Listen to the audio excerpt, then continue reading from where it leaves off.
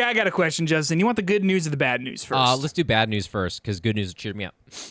Yep. So let's start with Nintendo's labor complaint issues. Oh, fuck. Let's go to the news.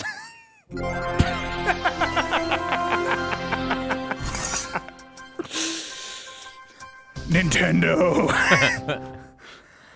We heard about this a while ago that Nintendo, not so, they're not particularly kind maybe to their workers. Let's say it like that. And there were some reports that came out a few months ago. You had like Reggie Fils-Aimé saying like, well, that's not the Nintendo I left.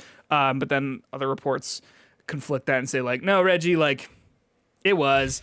Like these sorts of things don't just start happening one day. This is like, a company-wide policy, whatever.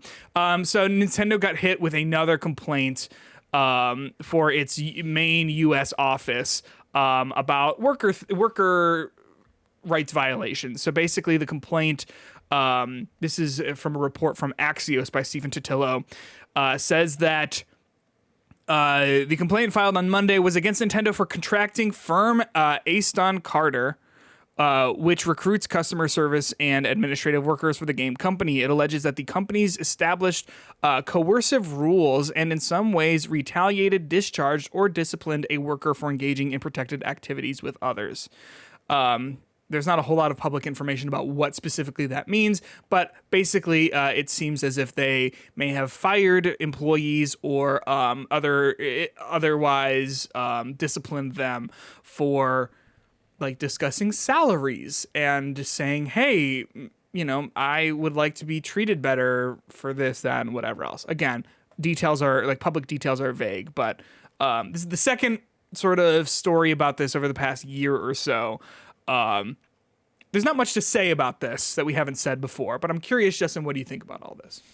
I think this is just I don't want to say like a reckoning, but I mean there's clearly going to be a big shift in the industry. And it's coming. It's happening with not all the companies, but there are rumblings, and if there are problems at a company, you'll probably start to hear about them.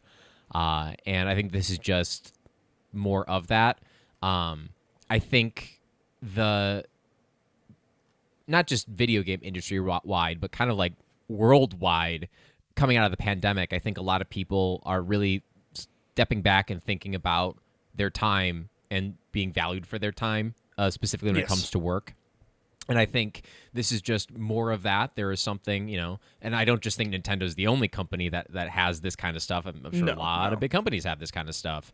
And I also feel like this is things that have to do with, graphics and computers and everything like this, like video game companies, it takes a lot of time to do this work. Yes. Even like, thinking about people who do like videos and YouTube videos and anything about this stuff takes a lot of time to do. And I just think a lot of people just are making sure they get, compensation for the time they put into these things. That also should remind people when, Sony makes video games $70 instead of $60 that there are costs to these things, right? And the best thing that, we can do as consumers is make sure that we are,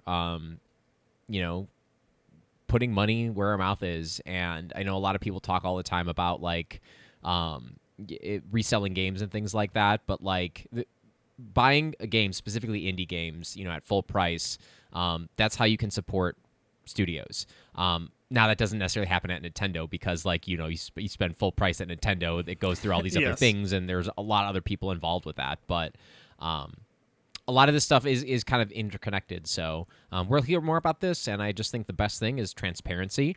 And the more we hear about what people make, the more people talk about things that happen to them that are bad, the better the industry will be for it. 100% agreed.